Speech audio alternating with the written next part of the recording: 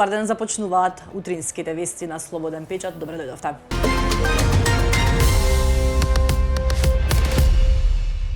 Еве што пронајдоа во Институтот за јавно здравје. Повеќе од 10 тони опасен хемиски отпад биле складирани повеќе од една деценија во рамки на Институтот за јавно здравје, кој се наоѓа во комплексот на Клинички центар Мајка Тереза во Скопје. Според директорката на институтот, Марија Андоновска, станува збор за лабораториски исцедоци и различни видови хемикалии, дел од нив лесно испарливи и запалливи, што представувале потенцијална опасност. Отпадот сега е безбедно отстранет и ќе биде транспортиран надвор од државата за уништување. Директорката Андоновска на својот Facebook профил сподели фотографии од складираниот отпад.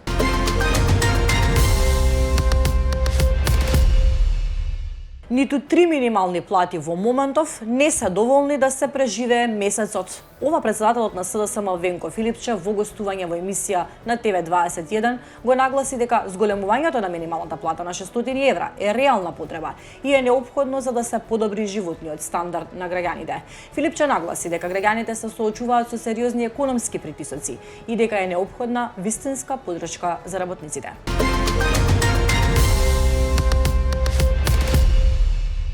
Дел од Скопје денеска ќе се соочи со прекин во снабдувањето со електрична енергија и вода поради планирани технички работи на мрежата, информираат надлежните институции.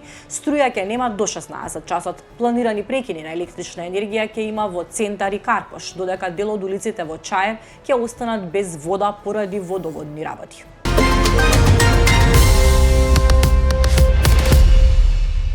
Вести од хрониката. На 4 овој месец во 6 часот наутро на подрачјето на Скопската општина Карпош, полициски службеници од СВР Скопје го лишиле од слобода МВ 29 годишен од Скопје.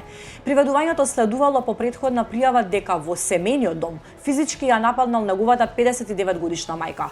По добиената пријава, полициските службеници веднаш презеле мерки и активности за расчистување на случајот, при што лицето било приведено во полициска станица.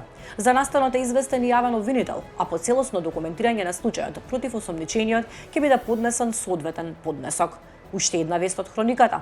Се скарале додека возеле. Скопјанец нападнат на Битпазар. На 4 март во СВР Скопје, ББ, 26 годишен од Скопје, пријавил дека на подрачјето на Битпазар, по претходно недоразбирање во сообраќајот, бил физички нападнат од едно лице. Од полицијата информираат дека се преземаат мерки за расчистување на случајот.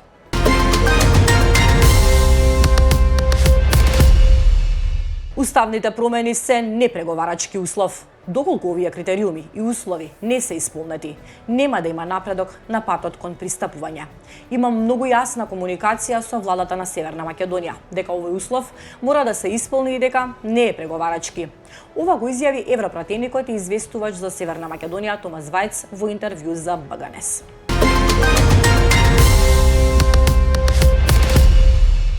Европската комисија им представи на земите членки на Европската Унија низа идеи за тоа како да се пристапи кон членство на идните држави во Европскиот блок, објави Радио Слободна Европа.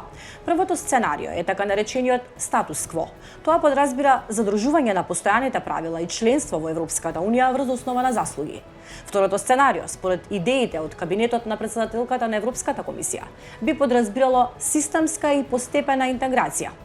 Третото сценарио во жаргон се нарекува обратно членство или како што некои европски представници сакаат пооптимистички да го нарекуваат постепено членство.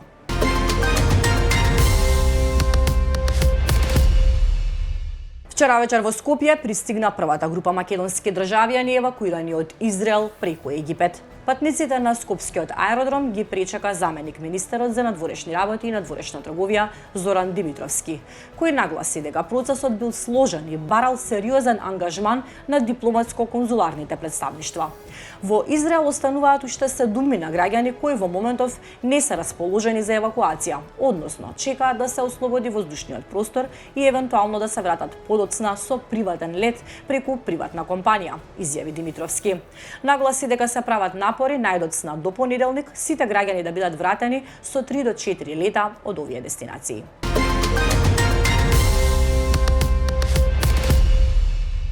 Гори Техеран. Дописниците на CNN известуваат за воздушните напади врз градот кои што се случуваат во моментов.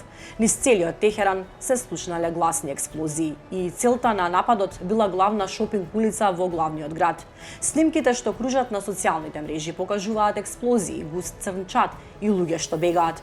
Предходно израелските одбранбени сили ја срамнија со земја председателската палата во Техеран, каде што убиениот врховен лидер на Иран, ајатолакот Али Хамнеи, се состанал со своите представници.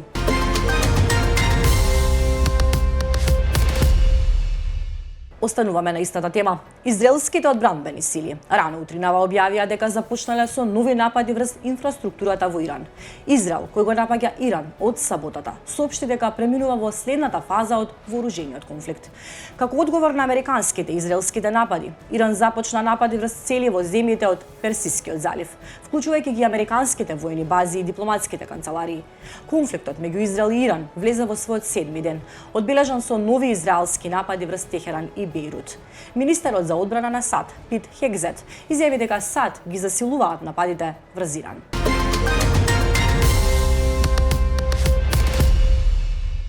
Приближно 200 деца загинаа низ целиот Блиски Исток од саботата, од првиот напад на САД и Израел врз Иран, соопшти УНИЦЕФ.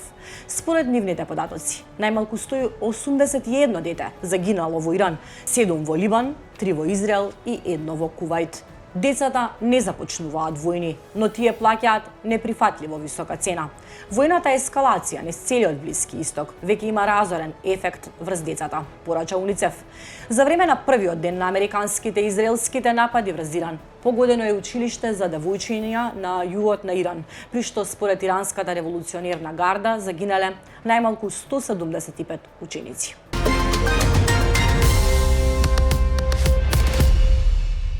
Продолжуваме да го уништуваме непријателот со нашите прекрасни израелски партнери, рече американскиот претседател Доналд Трамп. Изјави дека Иран се обидува да постигне договор со САД, но дека според него е малку доцна за тоа. Трамп рече дека напаѓаат ирански беспилотни летала и ракетни системи секој час. Инаку, представничкиот дом на Американскиот конгрес ја отфрли резолуцијата со која би се ограничиле војните операции на американскиот претседател во Иран, еден ден откако Американскиот сенат ја блокираше истата иницијатива.